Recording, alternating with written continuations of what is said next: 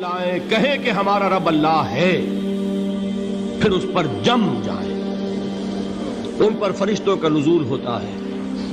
نہ کوئی غم کرو نہ خوف, خوشیاں مناؤ جنت کی جس کا تم سے وعدہ کیا گیا تھا.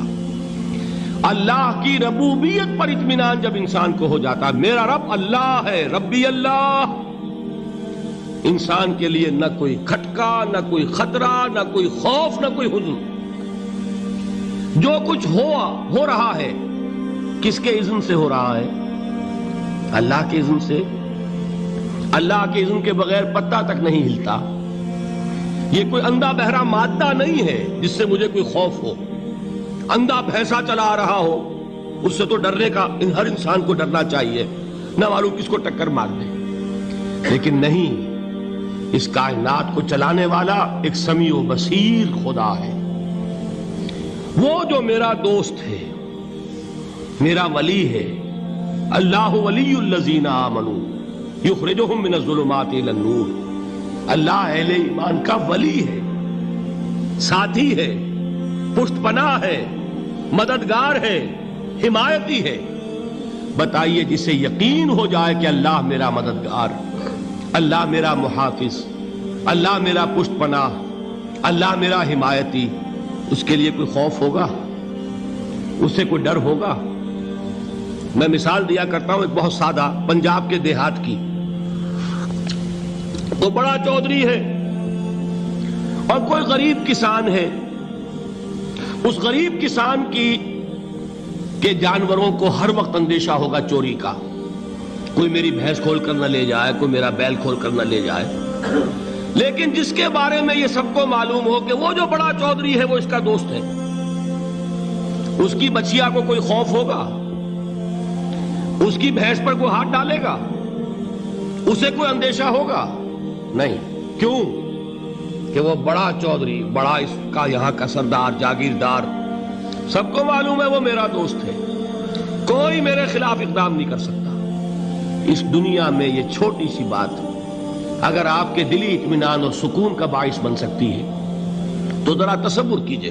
میں لفظ تصور استعمال کروں گا صرف اس لیے کہ اس کا ہم جس کو کہتے ہیں ادراک اور شعور کر نہیں سکتے, اگر کے ساتھ کر سکتے. اگر یقین ہو کہ اللہ میرا مددگار اور یقین ہو کہ اللہ ہر آن میرے ساتھ ہے, پھر کوئی خوف, کس کا خوف؟ کوئی شے اللہ سے بالا تر ہے؟ کوئی قوت اس سے زیادہ طاقتور ہے؟ کوئی اس کے ارادے کو بدلنے والا ہے؟ کوئی اس کی مشیت کے آڑے آنے والا ہے؟ یہی بات ہے جو حضور نے فرمائی. یہ ایمان کا حاصل ہے لب لباب, کہ دیکھو اچھی طرح اس بات کو ذہن نشین کر لو.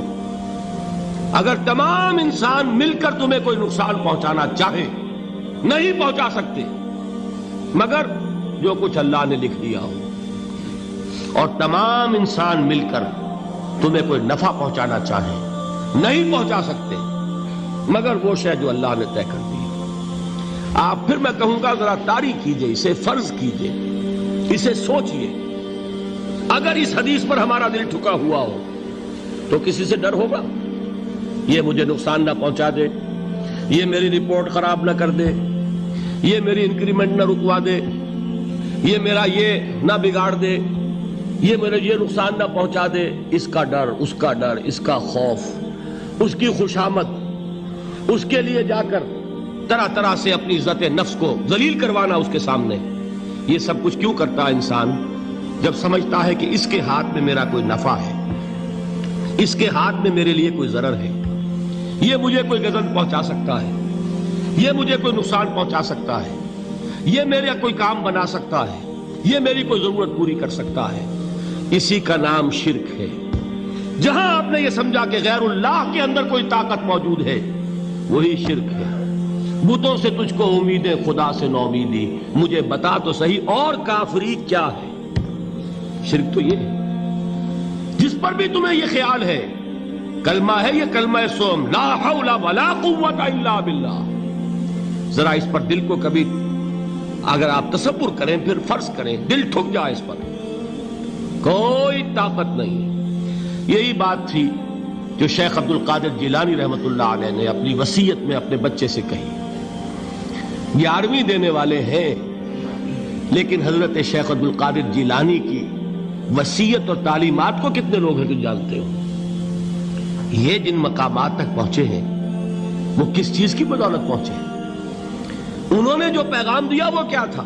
اے میرے بچے، جس طریقے سے قرآن مجید میں حضرت لقمان کی نصیحتیں جو ہے نقل کر دی گئی ہیں، میں یہ عرض کروں گا بالفرض اگر قرآن حضرت عبد القادر جیلانی کے بعد نازل ہوا ہوتا تو شیخ عبد القادر کی یہ نصیحتیں بھی قرآن میں درج ہوتی. اتنی اونچی نصیحتیں ہیں.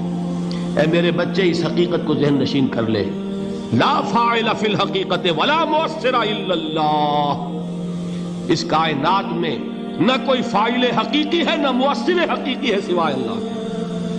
کسی شے میں کوئی تاثیر نہیں اگر اللہ نہ چاہے. آگ جلا نہیں سکتی اگر اللہ نہ چاہے. پانی ڈبو نہیں سکتا اگر اللہ نہ چاہے.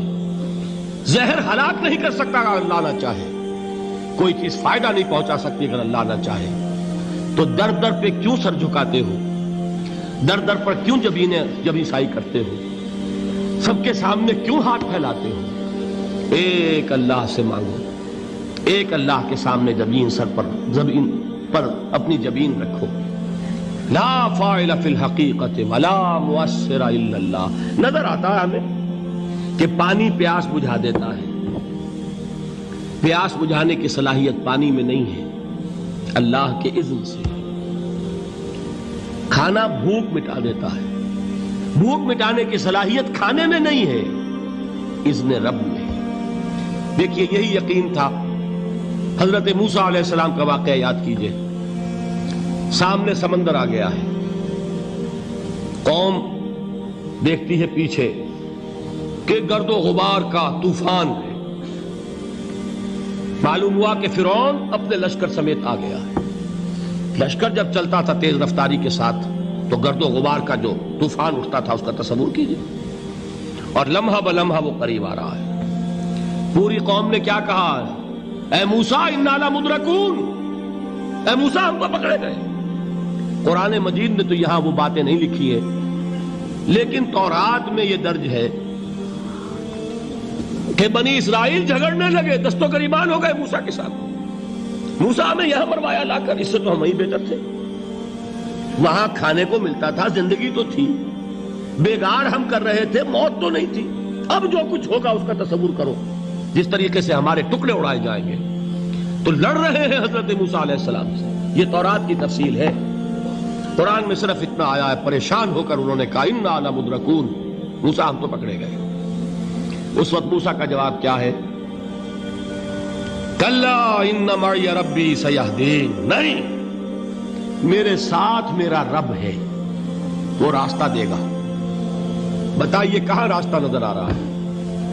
یہ ہے ایمان بالغیب. راستہ نظر نہ آئے تب اللہ پر یقین ایمان ہے.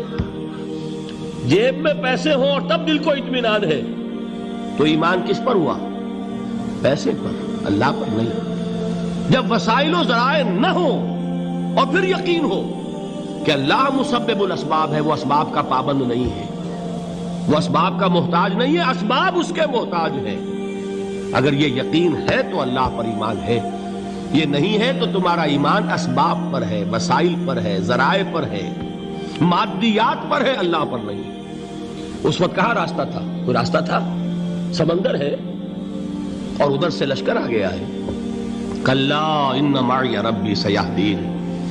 اب دیکھیے ایمان کہہ دینا آسان ہے، ہوا معکم اینما کنتم، جہاں کہیں بھی تم ہوتے ہو اللہ تمہارے ساتھ ہوتا ہے. لیکن اس کا یقین قائم ہو جائے تو زمین و آسمان کا فرق واقع ہو جائے.